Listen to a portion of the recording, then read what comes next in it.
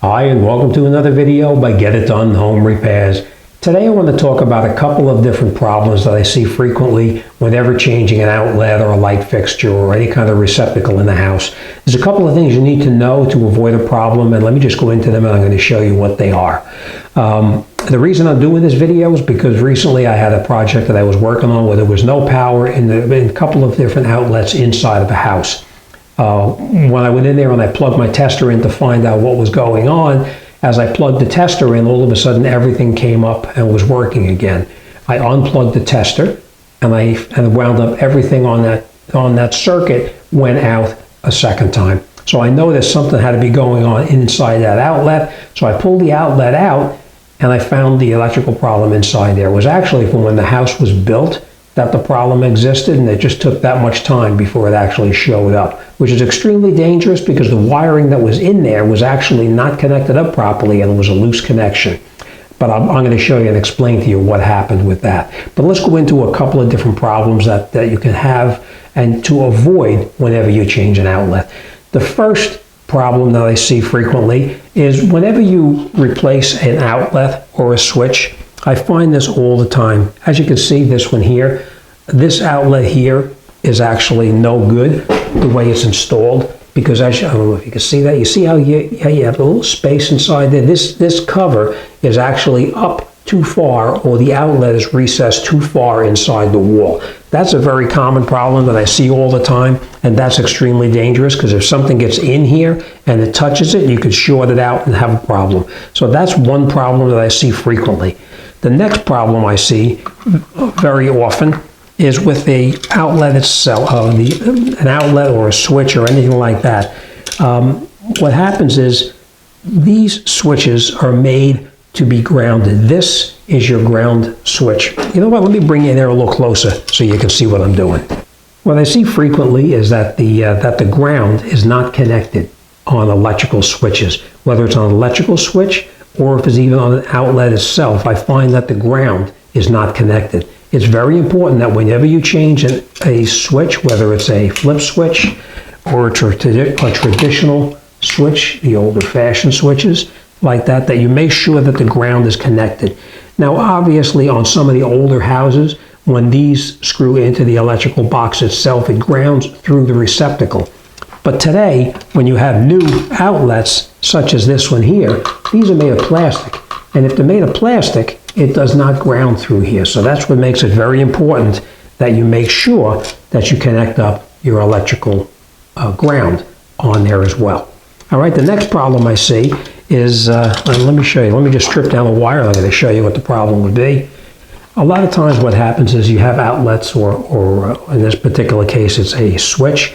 You have wires that connect into the back right here. Now you can take these wires here and you can push them in here and push them in and they lock in place. All right, the wires push in here, but I never like using these plug-in pieces like this. It's very easy to do something like this, but as you can see, these wires move around and it really is not a very good connection. So this, I would never put these on here because I've seen it more times than not. Whenever there's a problem in a switch, an intermittent problem, usually it's with this wire right inside here. So you want to make sure that instead of using the push-in, which is much easier to install, you want to put the wire underneath the screw. And I'm going to show you the right way to put it underneath that screw now. All right, so let's take this wire out. If by chance you have these wires in and you need to remove it from the outlet itself, you take a small screwdriver, you push it in to the outlet right there, and you pull this right out, just like that. All right, so that I don't like using because, as I said, it moves around. All right, so what we do is we strip our wire down just like this. We take our needle nose pliers like that, and we create a loop in the end of the wire itself, just like that. Now we'll take our wire and we'll take our electrical outlet, put it on this direction here. You do not want to put the wire on this way because, as I said before, when you try to tighten that up, as you're screwing this down right here, it's actually opening up the wire. I'm going to show you what I mean. See, as you're screwing it down,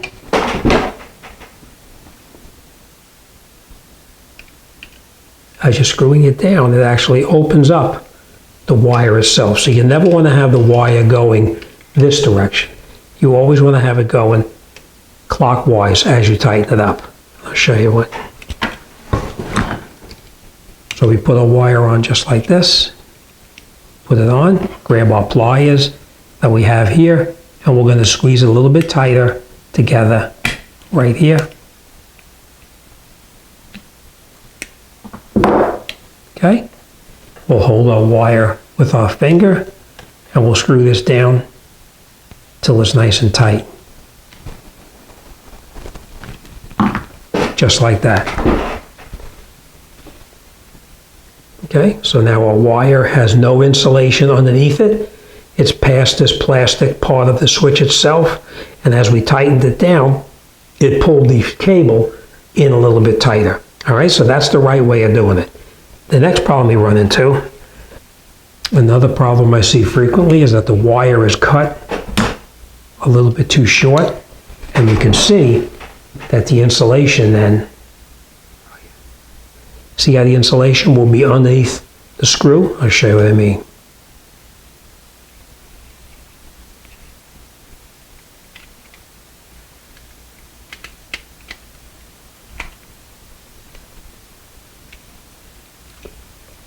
See how the insulation is tucked underneath that screw? So it may stay nice and tight right here on the insulation, but that wire back there is not really tight.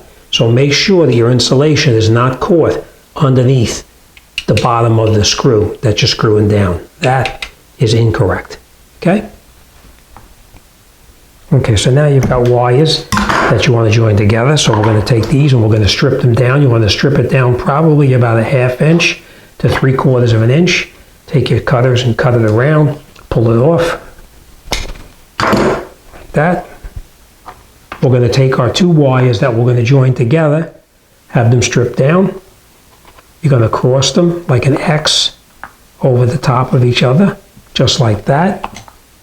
Okay? Grab your pliers like this and just rotate it around, just like that.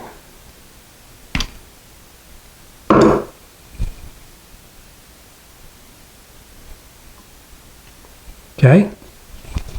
And now after they're rotated around like this, then you would grab your wire nut.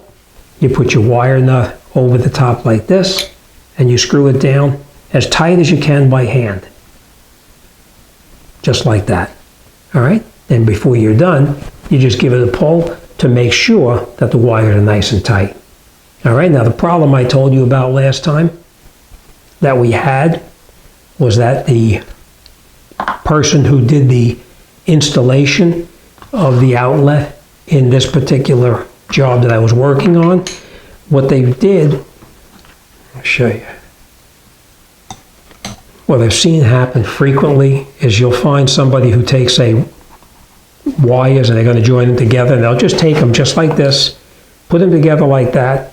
They'll grab their wire nut and they'll screw their wire nut over the top like this. Now, most of the time, the wires will securely tighten up, but sometimes they won't. The problem I had with the electrical problem was that you see these wires, they never really twisted together. So they're joined inside this nut, but they never really join together the way you want them to. It's actually just underneath the nut, screw it down, just like that.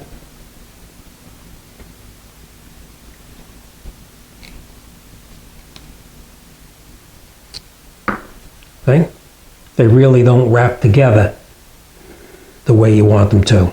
Okay, another common problem that I see is that when you have a solid strand wire and you're connecting a multi-strand wire onto it, I see it frequently where people will take these, put them together like this, and just twist it around like that, and then screw your wire nut over the top and tighten it down.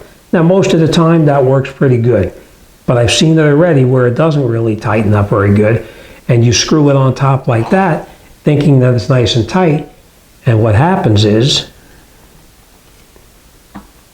the wire itself slides down like this, and it's down on the bottom right there. So our wire nut is on like this, and it doesn't really make a good contact like that.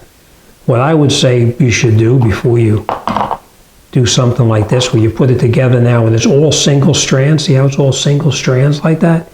You don't want to do anything with single strand. What you want to do is you want to take it and you want to twist the wire just like that, so that now your single strand, now your multi-strand is now a single strand. Then you want to take it, put it on the top right here, just like that. And again, we're going to do the exact same thing that we did previously. We're going to take the wires and we're going to twist them around, just like this. Grab our wire nut, put our wire nut over the top, screw it down as tight as you possibly can by hand.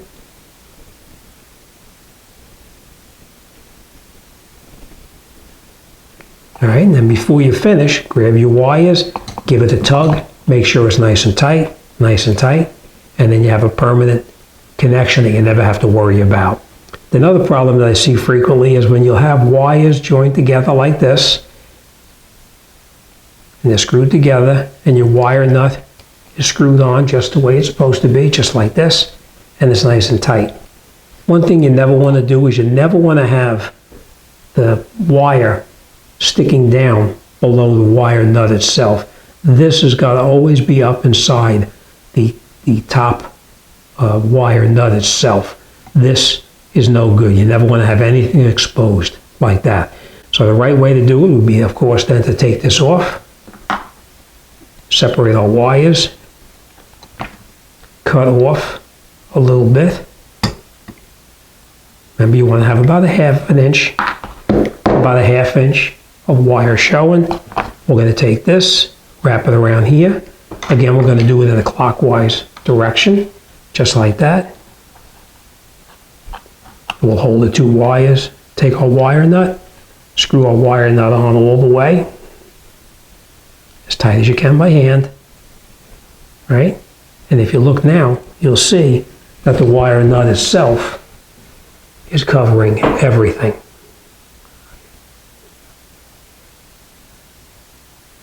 Right? That's the way it's supposed to be.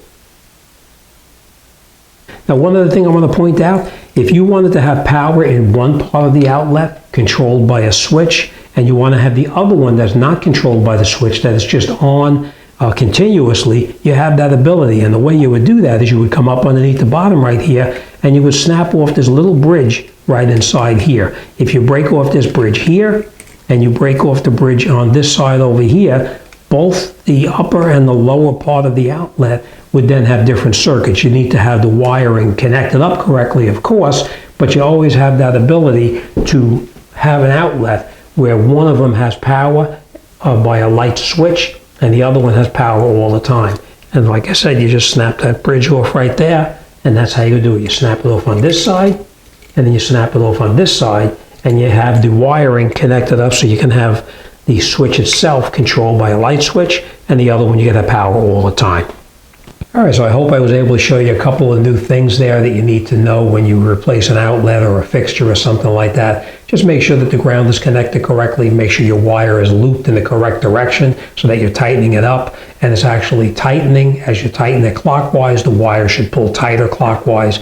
Don't plug the wire into the back of that little hole, as tempted as you are to do it. It's quick and easy, but it may give you problems down the road. Will it give you a problem all the time? Probably not. But there's always that possibility. Take the time, create the loop in the end of it, screw the wire down, and you'll be good to go.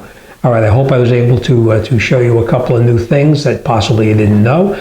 And if you did know, well, you know, it's always good to have a refresher just so you don't make that mistake again.